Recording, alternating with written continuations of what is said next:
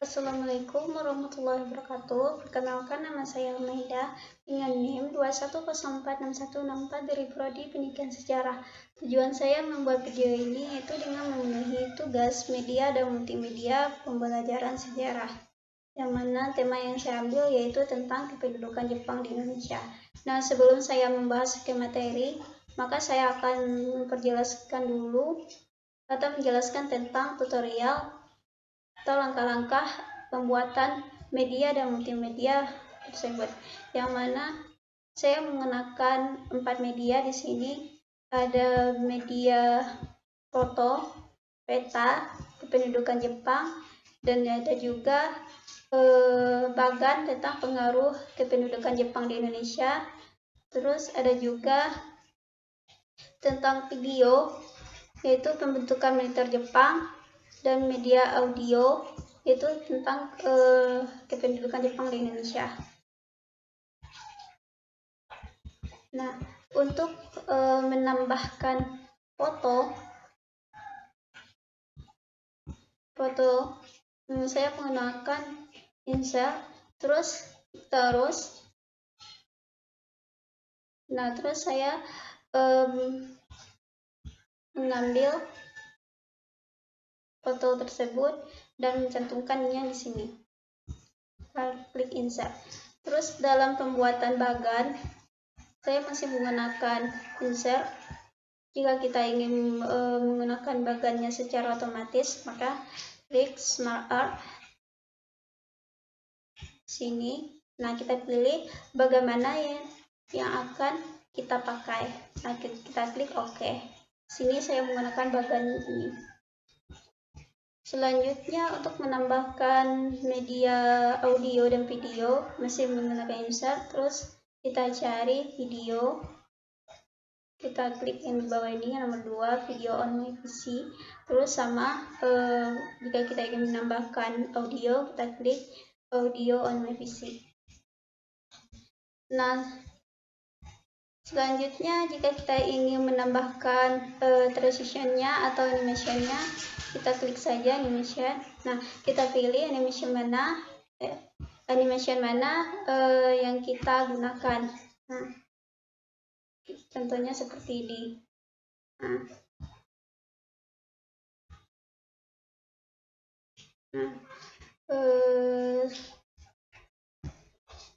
Untuk transitionnya sama, kita klik. Nah, terus kita pilih transition mana yang kita gunakan, misalnya seperti ini.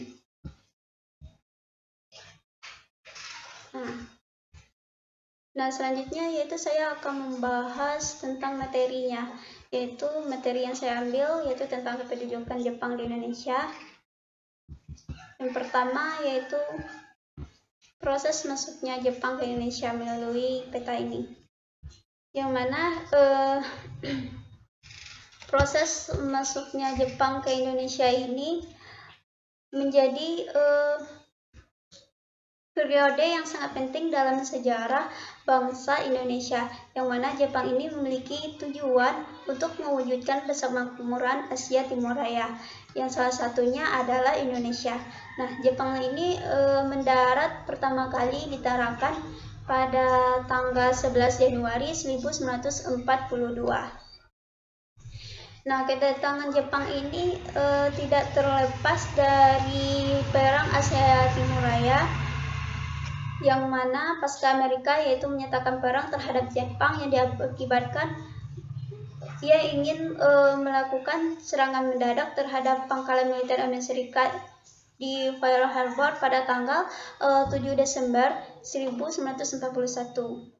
Nah, setelah Belanda menyerahkan dalam Perang Pasifik pada tahun 1942 kepada Jepang, maka daerah Indonesia ini dibagi menjadi 3 wilayah, yaitu ada wilayah Jawa atau Madura, wilayah Sumatera, dan wilayah Indonesia Timur. Nah, tidak ada pusat pemerintahan lain yang tinggi daripada Indonesia yang menguasai 3 wilayah pemerintahan tersebut. Nah, selanjutnya ada faktor pengaruh Jepang di Indonesia ini. Yang pertama ada sosial, yang kedua ada kebudayaan, yang ketiga ada militer, yang keempat ada pendidikan. Nah, untuk faktor sosial, yang mana kedatangan bangsa Indonesia ini dalam bidang sosial, masa kependudukan Jepang selama 3,5 abad ini, maka kehidupan sosial masyarakat ini sangat memprihatinkan, yang mana masyarakat terjadi di mana-mana seperti penderitaan, bertambahnya angka kematian, dan lain sebagainya. Karena pada saat itu Jepang membuat kebijakan, yang mana kebijakan yang ia buat pada saat itu adanya dalam bidang budaya, yaitu adanya kebijakan romusa atau kerja paksa. Selanjutnya ada juga kebijakan kinrohashi, yaitu penyerahan pangan kepada militer Jepang. Selain itu ada juga di dalam bidang budaya lainnya seperti Jogon Ianfu, yaitu memperkerjakan para gadis perempuan sebagai penghibur atau pemuas nafsu militer Jepang. Selanjutnya ada dalam bidang budaya, yang mana pada saat itu, pada tahun 1943, Jepang membentuk sebuah lembaga kebudayaan yang diberi nama Kiabin Bunkan Shidoso, atau disebut juga Pusat Kebudayaan, yang mana tujuan Jepang pada saat itu ialah memperluas keterampilan wawasan kesenian kepada bangsa Indonesia.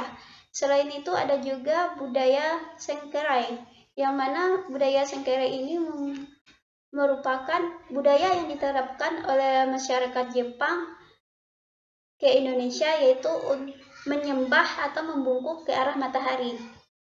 Nah, selanjutnya ada video tentang pembentukan militer Jepang.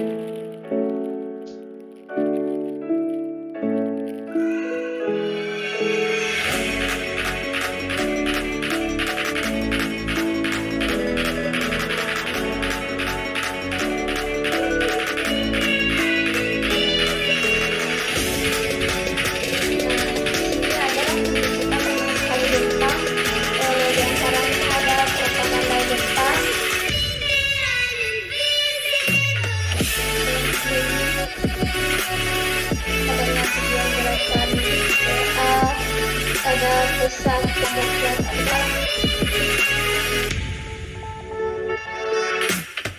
dan juga Majelis Islam Indonesia,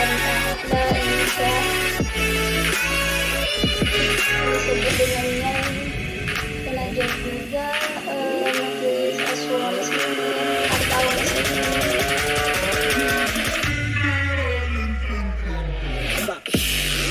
dan juga Jawa Hokai atau Himpunan Kebaktian Jawa.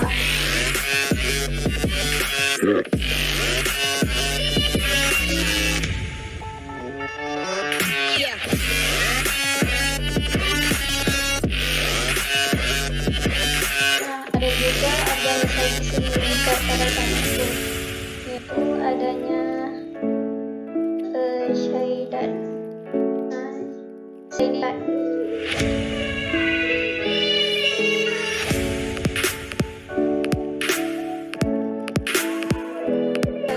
ada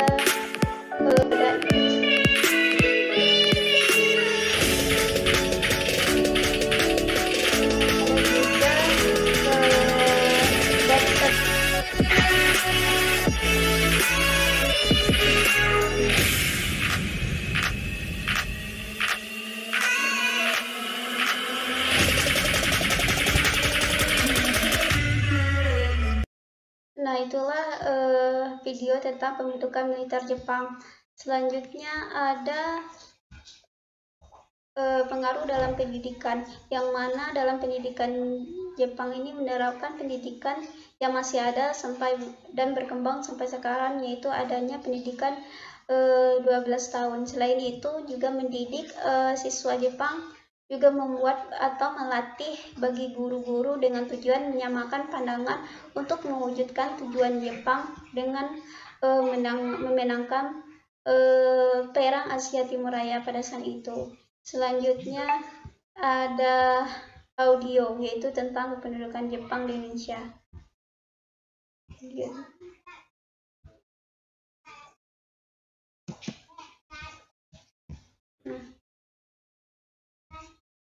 Assalamualaikum warahmatullahi wabarakatuh. Baiklah, pada kesempatan kali ini saya akan menjelaskan tentang kependudukan Jepang di Indonesia. Yang pertama yaitu proses masuknya Jepang ke Indonesia, yang mana kedatangan penduduk Jepang di Indonesia ini menjadi periode yang sangat penting dalam sejarah bangsa Indonesia.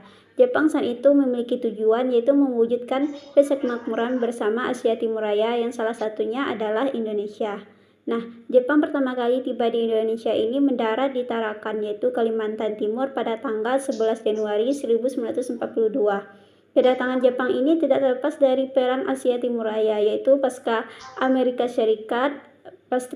menyatakan perang terhadap Jepang, yang diakibatkan Jepang melakukan serangan mendadak terhadap pangkalan militer Amerika Serikat di Pearl Harbor, yaitu pada tanggal 7 Desember 1941.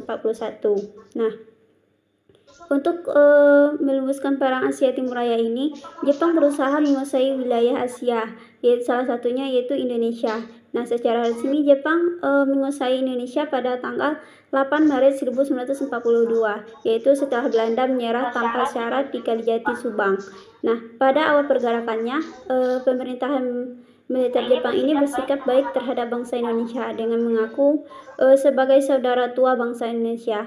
Namun, akhirnya sikap itu berubah setelah sekian waktu Jepang menduduki Indonesia. Dari berbagai kebijakan yang dilakukan, yaitu mewujudkan tujuan Jepang, yang mana kehidupan bangsa Indonesia dalam bidang sosial pada saat itu yaitu terciptanya masyarakat yang menderita dengan adanya kebijakan, yaitu adanya rumusa, yaitu kerja paksa. Yang kedua yaitu pelaksanaan Kinrohoshi, yaitu penyerahan bahan makanan rakyat secara besar-besaran untuk kepentingan militer Jepang. Nah, akibatnya beras dan berbagai bahan petani ini dirampas oleh Jepang untuk kepentingannya sendiri. Yang ketiga yaitu ada pelaksanaan Jogon Yanfu, yaitu memperkerjakan seorang gadis dan perempuan sebagai wanita penghibur untuk memuaskan nafsu militer Jepang pada saat itu. Nah, terdapat juga dalam kehidupan bidang ekonomi, yang mana dalam bidang ekonomi yaitu kegiatan ekonominya diarahkan untuk kepentingan perang, maka seluruh potensi sumber daya alam pada saat itu digunakan untuk industri yang mendukung mesin perang Jepang. Yang kedua yaitu ada Jepang menyita seluruh hasil perkebunan, pabrik, bank, perusahaan-perusahaan penting. Dan saat itu Jepang juga menerapkan sistem pengawasan ekonomi secara ketat dengan sanksi pelanggaran yang sangat berat. Selain itu ada juga pengawasan tersebut diterapkan pada penggunaan dan peredaran sisa-sisa persediaan barang. Selain itu pembatasan produktivitas tanaman yang tidak menguntungkan perang. Dan pada tahun 1944 kondisi politis dan militer Jepang ini mulai terdesak, sehingga tuntutan akan kebutuhan bahan-bahan perang pada saat itu semakin meningkat. Nah, terdapat juga dalam bidang budaya, yang mana sikap Jepang yang manis dan ramah itu hanyalah sebagai palsu belaka, atau kenyataannya sikap dan tindakan Jepang ini mulai keras, kejam dan semena-mena, dan menguraskan habis sumber daya alam. Nah, akibatnya rakyat mengalami penderitaan yang lebih berat daripada zaman penjajahan Belanda.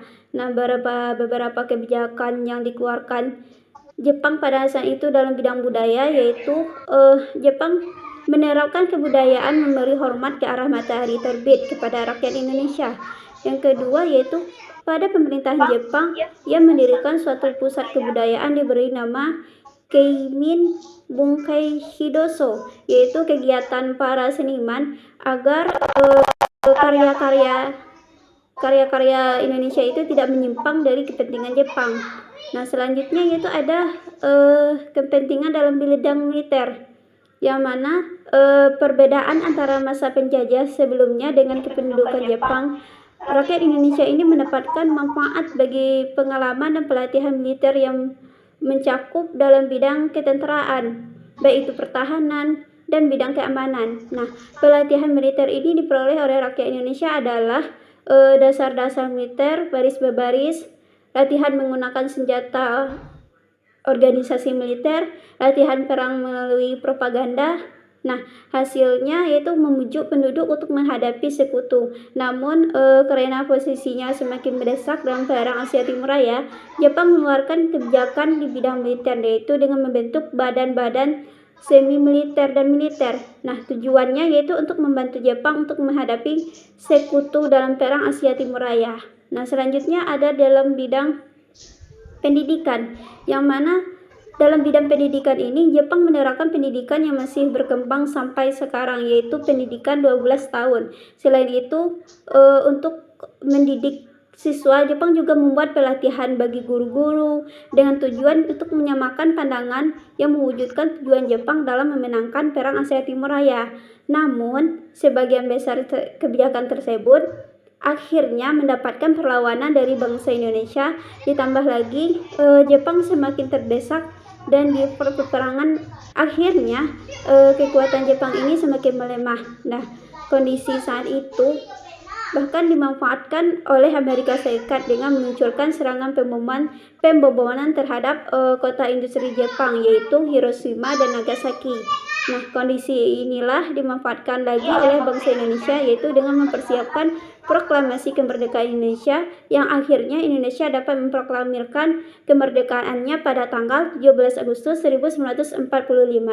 Nah, demikianlah penjelasan dari saya tentang kebijakan di Indonesia. Wassalamualaikum warahmatullahi wabarakatuh. Nah, selanjutnya ini merupakan tokoh-tokoh yang berjuang dalam kedudukan Jepang di Indonesia, yaitu yang dinamakan dengan Peserangkai, yaitu ada Ki Hajar Mamensur, Ki Hajar Dewantara, Soekarno, dan Mahatta. Nah, itulah penjelasan materi dari saya tentang media dan multimedia pembelajaran sejarah tentang kependudukan Jepang. Dan ini adalah hasil dari multimedia saya.